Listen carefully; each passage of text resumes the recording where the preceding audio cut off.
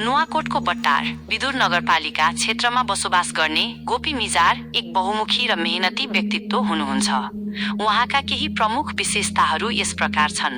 सृजनशील र प्रविधि प्रेमी, उहाँ डिजिटल सामग्री निर्माणमा निकै रुचि राख्नुहुन्छ। विशेष गरी मनोरञ्जनको यात्रा नामको युट्युब च्यानल मार्फत उहाँले हास्य व्यङ्ग्य र सांगीतिक भिडियोहरू बनाउने गर्नुहुन्छ। उहाँ नयाँ एआई प्रविधिहरू प्रयोग गरेर भिडियो बनाउन पनि सिक्दै हुनुहुन्छ। व्यावसायिक सिप, उहाँ पेसाले लेखक स्क्राइब हुनुका साथै झोला र जुत्ता उत्पादन गर्ने प्राविधिक सिपमा पनि दक्ष हुनुहुन्छ। परिश्रमी किसान, उहाँले व्यावसायिक रूपमा कुखुरा पालनको तालिम लिएर स्थानीय जातका कुखुरा पाल्न सुरु गर्नुभएको छ, जसले उहाँको उद्यमशीलतालाई झल्काउँछ। सचेत नागरिक, नुवाकोटको स्थानीय राजनीति, विकास र समसामयिक घटनाक्रमहरूमा उहाँ निकै चासो राख्नुहुन्छ र अपडेट रहनुहुन्छ।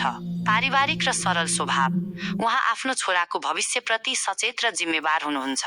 दैनिक जीवनमा उहाँ परम्परागत नेपाली संस्कार र सामग्रीहरूको प्रयोग गर्न रुचाउनुहुन्छ। थप रूपमा उहाँ सामाजिक सञ्जालमा सक्रिय रहँदै नयाँ कुराहरू सिक्न सधैँ तत्पर रहने एक जिज्ञासु र ऊर्जावान व्यक्तिका रूपमा चिनिनुहुन्छ।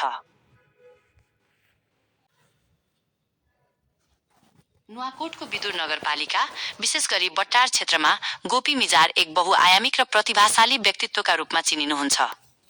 उहाँलाई अन्य व्यक्तिभन्दा फरक र विशेष क्षमता भएको मानिनुका केही प्रमुख कारणहरू यस प्रकार छन्। 1. बहुमुखी सिप र उद्यमशीलता। गोपी मिजार केवल एउटा क्षेत्रमा मात्र सीमित हुनुहुन्न।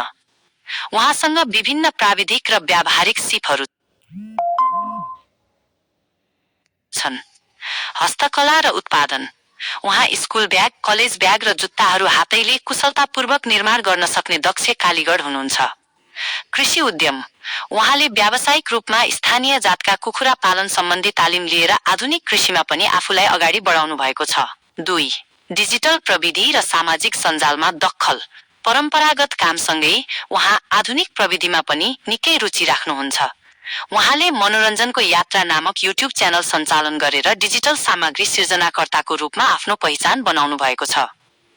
एआई को प्रयोग, उहाँले फोटोबाट बोल्ने भिडियो बनाउने, टकिङ फोटो एआई जस्ता नयाँ प्रविधिहरू सिक्ने र त्यसलाई आफ्नो भिडियोहरूमा प्रयोग गर्ने गर्नुहुन्छ, जुन धेरैका लागि प्रेरणाको विषय हो।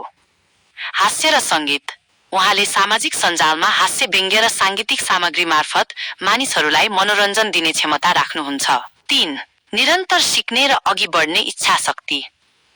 44 वर्षको उमेरमा पनि नयाँ प्रविधि, सफ्टवेयर जस्तै क्यापकट, डिआइडी र ग्याजेटहरूबारे चासो राख्नु र ती कुराहरू सिक्न खोज्नु उहाँको एउटा ठूलो विशेषता हो।